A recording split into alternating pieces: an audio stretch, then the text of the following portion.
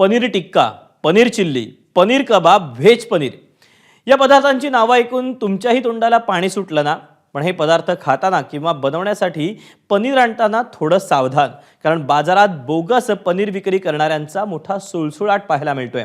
आणि हाच बोगस पनीरचा मुद्दा विधानसभेत देखील चर्चेचा विषय ठरला। लोकांच्या जीवाशी खेळणाऱ्या बोगस पनीर विक्रेत्यांविरोधात भाजप आमदार विक्रमसिंग पाचपुते यांनी आवाज उठवला। आणि पुढे नेमकं काय घडलं याचा आढावा घेणारा हा स्पेशल रिपोर्ट पाहूया। यातलं बनावट पनीर कोणतं आहे?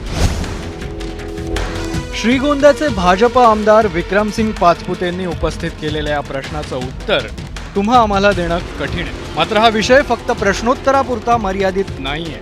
पनीरच्या नावाखाली तुमच्या आमच्या ताटात वाढल्या जाणाऱ्या व्हाईट पॉइझनचा मुद्दा विधानसभेत गाजला। चीज ॲनोलॉग बनवण्याची केंद्र सरकारने परवानगी दिलेली आहे। दुर्दैवाने चीज ॲनोलॉग आणि पनीर याच्यामध्ये टेस्टमध्ये खास असं व्हेरिएशन नाही आहे आणि याचा गैरफायदा घेऊन अनेक मॅन्युफॅक्चरर्स चीज ॲनोलॉग पनीरच्या नावाखाली विकतात, पनीरच्या नावाखाली खपवतात। तुम्ही सहजासहजी पहा की इझिली पनीर मिळायला लागलेलं। अनेक मागच्या काही वर्षांमध्ये पनीर असं कुठेही मिळतं रस्त्यावरती। 400-500 रुपयाच्या आत पनीर कुठेही विक्री होऊ शकत नाही।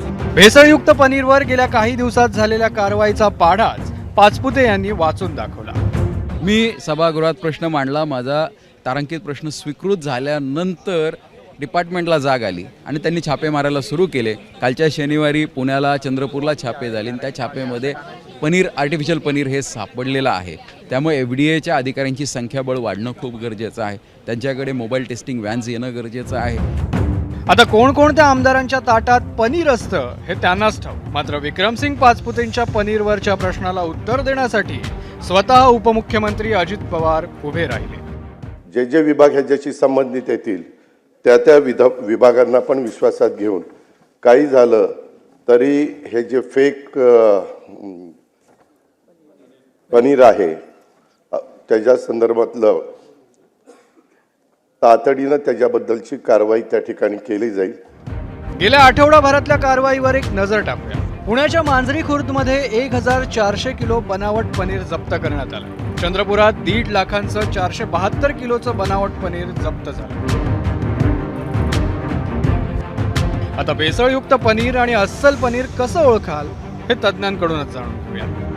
प्रामुख्याने बनावट पनीर जे आहे त्याचं सिंपल ओळखण्याचा प्रकार म्हणजे त्याची कॉस्ट। जे पनीर आहे हे जवळपास 400 रुपये, 350, 450 रुपये किलोने विक्री होतं जे ओरिजिनल पनीर जे असतं। आणि बनावट पनीर जे आहे थोडं त्याची जी बिटर टेस्ट पण लागू शकते, असं रवाळ टाईपचं त्याचं जे टेक्स्चर असतं। आपण टिंचर आयोडीन घेतोय थोडंसं। टिंचर आयोडीन टाकल्यानंतर भाग हा खूप डार्क निळसर पडला पाहिजे, तर याचा अर्थ त्याच्यात स्टार्चचं प्रमाण आहे असं समजतो। हे अडल्ट्रेटेड नाही आहे, हे पनीर चांगलं आहे, पौष्टिक आहे। हो, असं पिष्टमय पदार्थांचा अडल्ट्रेशनसाठी वापर झालेला नाही असं आपण त्याला म्हणू शकतो। एक हलकंसं त्यात काप दिसतोय बघा, काळसर रंग दिसतोय बऱ्याच ठिकाणी, तो याचा अर्थ पिष्टमय पदार्थांचा त्याच्यात समावेश आहे आणि ते अडल्ट्रेशन त्यात आहे असं आपण म्हणू शकतो। आणि दुसरी जी पद्धत आहे, तूर डाळची पावडर आपण जर उकळलेल्या पनीरमध्ये जर टाकलीत आणि तर त्याचा रंग लालसर होतो, याचा अर्थ ते युरिया त्याच्यात अंतर्भाव असण्याची दाट शक्यता आहे। भेसळयुक्त पनीर बनवणाऱ्या कारखान्यांवर वर्षभरात छापेमारी सुरू असते, मात्र तरी देखील भेसळखोरीचा धंदा सुरूच आहे। आता हे भेसळयुक्त पनीर विधान भवनापर्यंत पोहोचलंय। किमान आता तरी तुमच्या आमच्या ताटातून भेसळयुक्त पनीर गायब होणार का? ब्युरो रिपोर्ट, ABP माझा। ABP माझा, उघडा डोळे बघा नीट।